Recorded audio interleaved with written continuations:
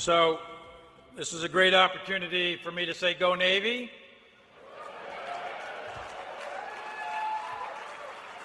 And I might actually mean it, so that's important. How about Semper Fi? So just out of curiosity, I really can't see it because the light's really bright, but just go by a voice vote. How many Marines we got? How many sailors? Let's try that again. How many Marines? Ugh. I don't know what I'm going to do with you guys. Any soldiers, by the way? Oh, look at that. You got a couple of... Anybody from the Air Force? Coast Guard? Space Force? All right, well, they're up in space. So, hey, look, I do want to thank Mike Stevens, CEO. This is my first time at the Navy League, and I'm sure he told me it's the first time and perhaps the last time an Army officer will ever address the Navy League. But I do want to thank Mike for 33 years of tremendous service to our nation, obviously rising to the senior enlisted rank of the Navy. But Mike, thank you for so many years and decades, actually, of great service to our country.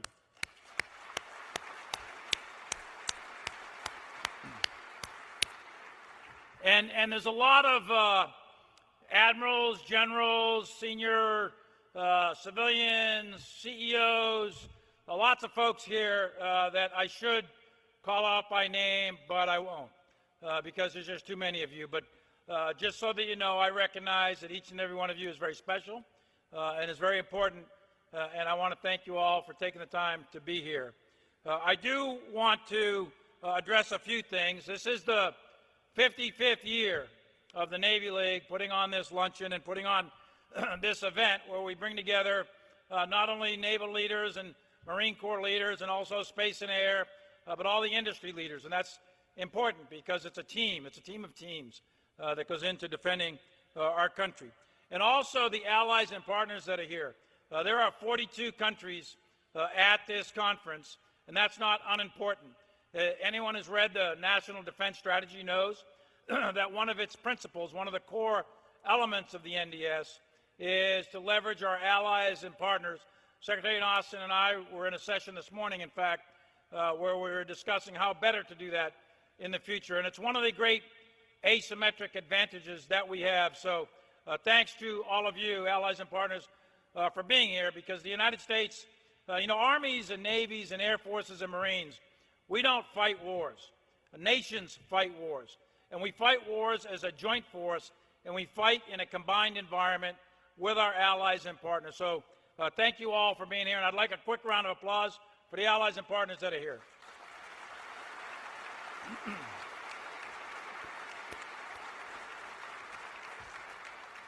And I'd like to say that I'm very proud of the United States Navy, in part because both of my parents were in the Navy in World War II. My father was a Navy corpsman who served with the 4th Marine Division and made the assault landings at Kwajalein Atoll, Saipan, Tinian, and then finally Iwo Jima. And he was teed up for the invasion of the home islands. In fact, his division was slated to invade Kyushu in the fall of 1945. He passed away a few years ago, but he always remembered with great fondness his time in service and the cause for which he fought. And I will say that he hated officers. He was one of those guys who was your classic E4, E5, and just couldn't deal with the officers because none of them ever talked to him. As far as generals, he had no idea what a general was until his son became one, and that's about the only time he ever gave a compliment to any officer in my life. You talk about a great Santini household, I can tell you stories, but I won't do it right now. And my mother, God bless her, she passed away as well, but she served in what was called in World War II the Waves. And she was a Navy Wave and served in the Medical Corps. She served out at a hospital in Seattle, taking care of the wounded coming back from the Pacific. And today, we enjoy the world's greatest Navy, perhaps the greatest Navy in the history of the world. And that's not because of the ships, planes, trains, and automobiles that the Navy has. It's because of the people that are in the Navy. And just as my parents served in this Navy, just as you serve in this Navy, just as the several hundreds of thousands of sailors that are out there around the world today keeping the global commons free and open, I can say with certainty that the Navy is what the Navy is because of the people who are serving in it. So thank you all for what you do every single day. And the United States, and it's not lost on me as an Army officer, the United States is indeed a maritime nation. And from the very earliest days of our country, in fact, even before we became a country, we are dependent, absolutely dependent, economically and for our security, on a free and open ocean. Sea control and power projection are not new concepts. Those are concepts that date way back in our nation's history. Shortly, later this month, I'll be going up to visit the oldest ship on active duty in the United States Navy, the USS Constitution. And from those days to today, sea control and power projection have been the fundamental task and purpose of the United States Navy. And in my mind, no one has ever done it better than the United States Navy in the history of the world. The same is true for air and space and cyber in our ground forces. In fact, our joint force is second to none. And maintaining and bolstering our competitive advantage in sea, air, space, cyber, and on the ground is of paramount importance to our future security. And the Navy in particular, the Navy that we have today, is the best in the world, and we want to keep it that way. It requires a very deliberate balance of our present-day urgency and our future priorities. Decisions that we are making now, right now in the Pentagon, right now with me and the CNO and the Secretary of Defense, those decisions that are being made now are going to spell the future of our Navy and whether we succeed or fail in our future task of sea control and power projection. How we invest our time and how we allocate our financial resources and talent, that is going to set the agenda for future generations to come. And I want you to think back a little bit, because we have not had a great power conflict since 1945. To be sure, we've had a lot of very serious and high casualty producing conflicts. The Korean War and Vietnam, Gulf War I and Gulf War II, and the present conflicts that we're engaged in. There's been a lot of conflict, and there's been a lot of casualties, but there has not been a great power conflict, and there hasn't been for many, many reasons. One of those is the United States Navy. Another is the nuclear weapons and the mutually assured destruction and the doctrines of strategic deterrence. Another is we've invested an amazing amount of time and energy over the last 7 decades in our allies and partners and the valuable relationships like NATO or our mutual defense treaties with Japan and South Korea. We've had an incredible, innovative workforce in our population, and it enables our industry to thrive and gives our economy an uncommon strength, capacity, and resilience. But one of those reasons, as I mentioned up front, one of those reasons we have not had a great power war is because of our incredible Navy, and I would add, because of our incredible Air Force. Twice before in West European history that I'm aware of, we've had 2 international orders. Each lasted about 100 years. The first followed the 30 Years' War. And in 1648, there was a thing called the Treaty of Westphalia. And from 1648 to 1750, they established an international order on the continent of Europe to try to prevent great power war, a war between the powers of the day. The second followed the Napoleonic Wars. So that order of 1648 to 1750 broke down into what was called the 7 Years' War in Europe, or the French and Indian War in North America. And from 1750 to 1815, 65 consecutive years, Europe tore itself apart. In 1815, at the end of the Napoleonic Wars, they'd come up with what was called the Concert of Europe. And that lasted until the summer of 1914. These orders were established to prevent war, and they both lasted about a century. Today, we are in the 76th year of the current international order. and the current international order is under intense and growing stress. Nations, non-state actors, terrorists, cyber criminals are all stressing the system. And the rise of a peer nation state, China, is coming at us rapidly with increasingly diplomatic capabilities, economic capabilities, and military capabilities, to include a world-class Navy with surface capability, undersea capability, and naval air capability.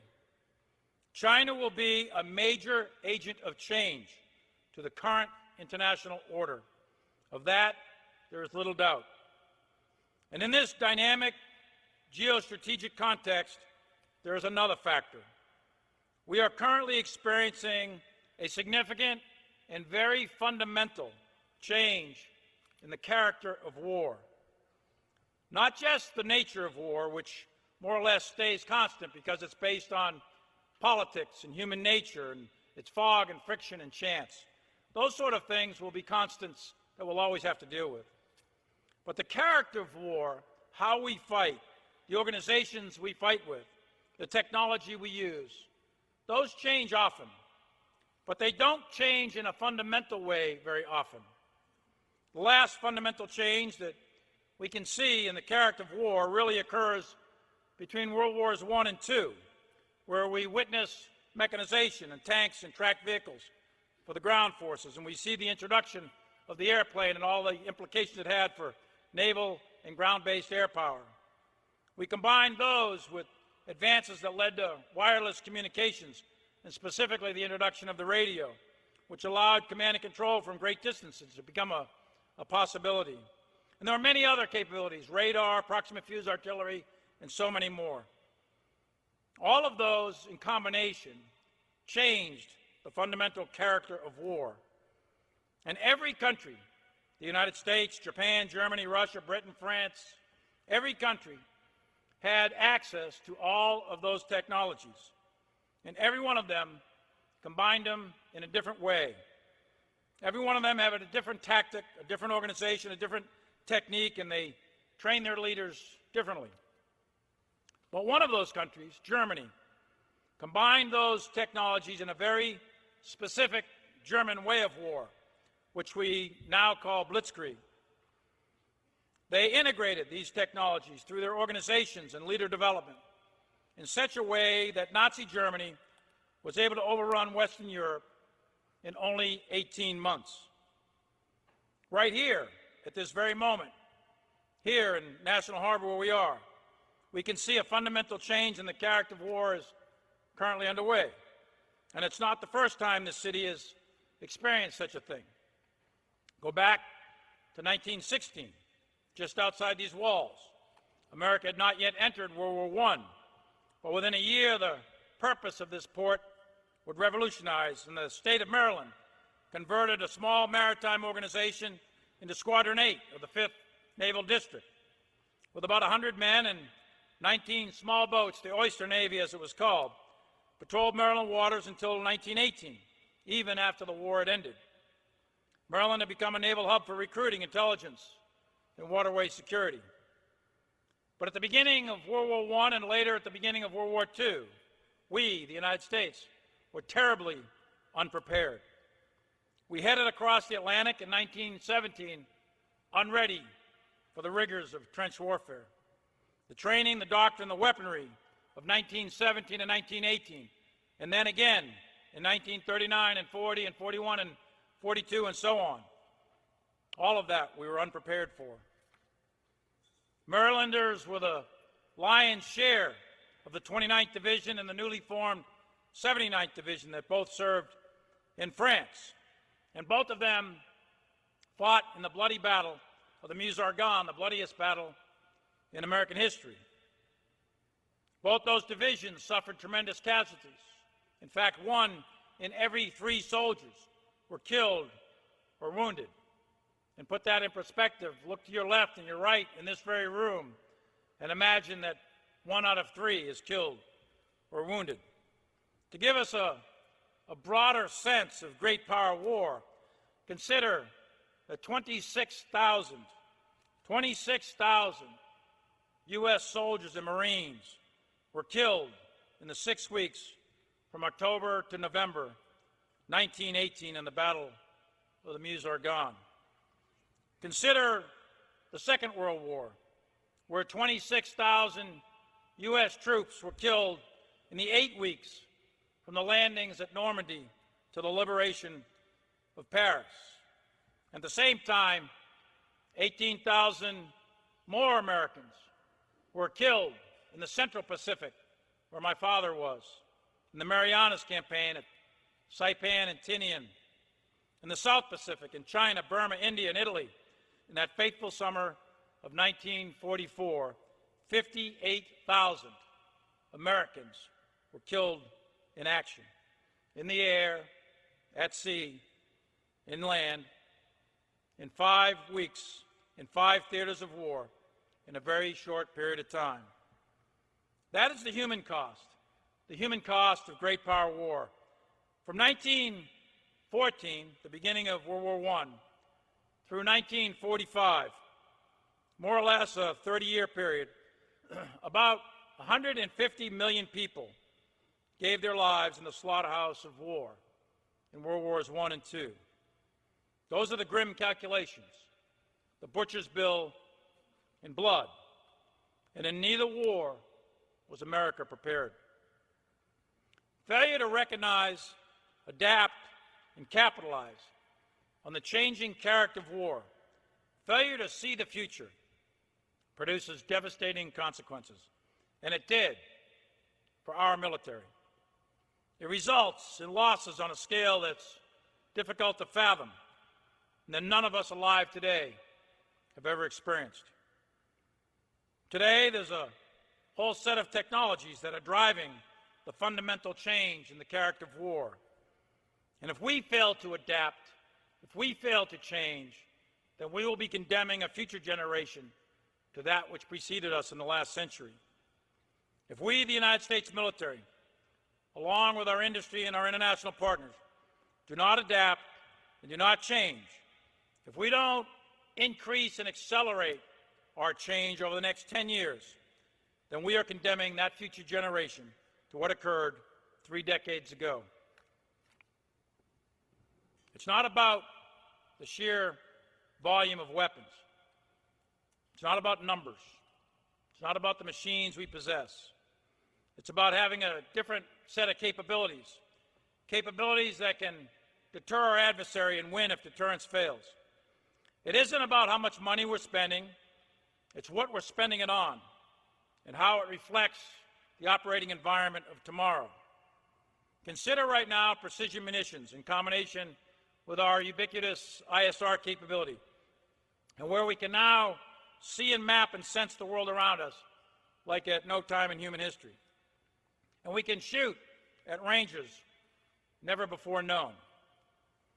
Add to that artificial intelligence, which is an incredibly powerful technology, and the information capabilities that accompany it, the speed of decision-making, the man-machine interface. Think today of robotics and what that's going to mean to the Navy, to NATO, to air forces, ground forces in the very near future. Add biotechnology, human engineering, miniaturization, 3D printing, and many, many more. There's about 40 or 50 technologies that are all converging very, very rapidly in the near future, in the next 5 years, 10 years, or at most 15. And combined are going to fundamentally change the conduct of war. It's not easy to strike the balance between preserving present readiness and future modernization, but we must shift now towards a future operating environment.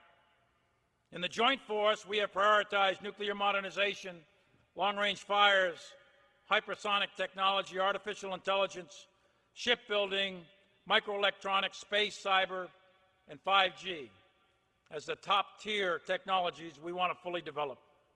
For the Navy in particular, and Admiral Gilday has alluded to this several times, and I think he was on a panel with the Commandant a little earlier, a significant proportion of both sea and air assets probably will be unmanned as early as next decade. He's projected by that time frame up to a third of our subsurface and surface fleet to be unmanned.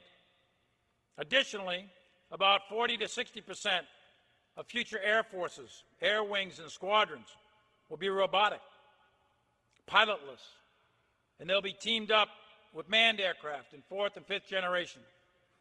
And I would imagine by then, sixth generation on the way. Those technologies are available right now to every country in the world. There's nothing particularly secret about many of them.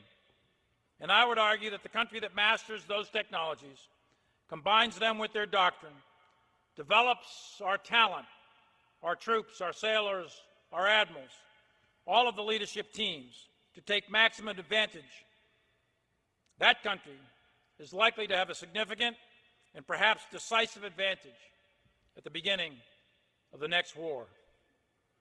I want to believe that war will be purged from the human being's experience, but I seriously doubt it will be in our lifetime. So it's incumbent upon us, those of us in uniform now, to set the table and set the conditions so that future generations don't operate at significant disadvantage. And in fact, as long as war lasts, mastering the changes that are occurring, mastering the change in this fundamental change in the character of war is going to be the most important thing we will do as a professional military in the next 10 years. All of us should be confident in our collective ability to ensure that whether it's in the Caribbean or in the Arctic or across the Atlantic or the Pacific, or whether it's in space, cyberspace, on the sea, under the sea, or on the land or in the air, the United States, shoulder to shoulder with our partners and allies, we will continue to project the most powerful military the world has ever seen. And together, we have to maintain that readiness in the present, but we also must, as an imperative, modernize for the future. We recognize that we are a very expensive capability for our nation. We cost billions of dollars to operate every single year. There are very few things as expensive as preventing a war, but there are two that are more expensive.